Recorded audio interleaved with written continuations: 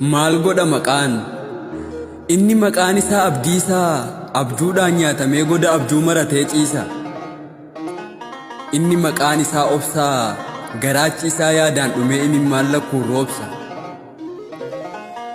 Inni maqaan isaa gammadaa gammachuun isa baqatee halkanii guyyaa gadda.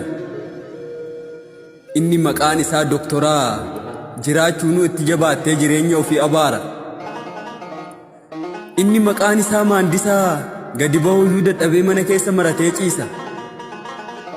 Hayyaa bara bara osoo jennuu baraan bara lakkoofne dhaabbachuu dadhabnee jilbatti ulfoofne.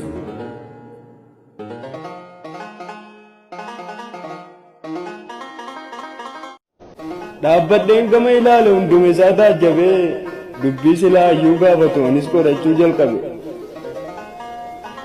Jaalalli manca'ee aduu waliif garuu ayyuu koo beekaa koo jedheen yoo gaafadhu deebisaan hin jiru maaliif ta'e garuu.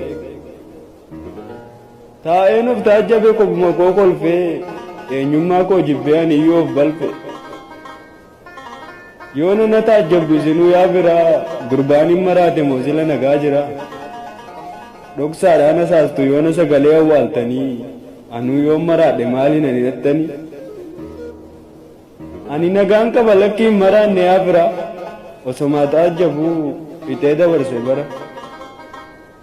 Argineerra hundaa bu'aa fi miidhaa isaa ani jechas hin qabu yeroof nan jallisa. Maal godha maqaan inni maqaan isaa abdiisaa abjuudhaan nyaatamee goda abjuu maratee ciisa. Inni maqaan isaa obsaa garaachi isaa yaadaan dhumee imimmaan lakkuun roobsa. Inni maqaan isaa gammadaa gammachuun isa baqatee halkanii guyyaa gadda. Inni maqaan isaa doktoraa jiraachuun itti jabaattee jireenya ofii abaara. Inni maqaan isaa maandisaa gadi bahuyyuu dadhabee mana keessa maratee ciisa. Hayyaa bara bara osoo jennuu baraan bara lakkoofne dhaabbachuu dadhabnee jilbatti ulfoofne.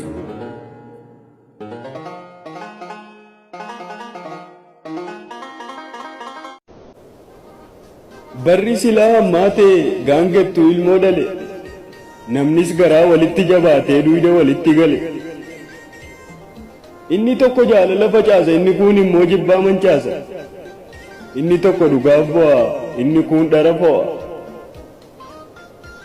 Meerree inni firaa kan garaa itti himattu kan gaafa rakkoof dhiphinna haara itti galfattu. Firris gatii dhabee haaduu waliif qara. Kuni dhugaa jiru hin sobne anis dara. Raajii natti ta'e barri kun namas dabalatee hantuutattuu boollaa bahee adurretti dhaadate. Bara namni abjuu wallolee jaarsa baasee himatu. Bara namni nyaata dhiisee dubbiif hamoommatu. Maal nutti fidde yaa baraa kan abjuu dhugoomsitu kan lukkuun iyya dhiiftee akka re'eetti obsitu. Bara cubbuun baay'atee ilkaan baasee seeqatu. Bara namni osoo deemu iddoo deemuu fanqatu. Bara namni hunduu hammeenyaan wal faalu. Bara osoo namni hin du'in jiraa walii awwaalu. Bara xiqqaaf guddaan jireenya jibbee booyu. Bara hunduu si jiisuuf gamada siif fooyu. Anuu nan wallaale hiika bara kanaa bara osoo jennu adda kan baranaa.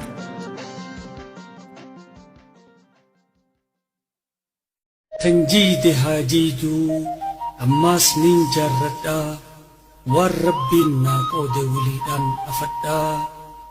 Ta dabartee miti ta dhuftuuf tashadhee of duraan isaa ka rabbii koo qabadhee tattaafatan dhiisu carraaqan ifadhuu haalaa fi jireenya hangaan injifadhuu if boodan deebi'u rakkoorraa sodaadhee haalaa fi jiruurraa waa hedduun baradhe.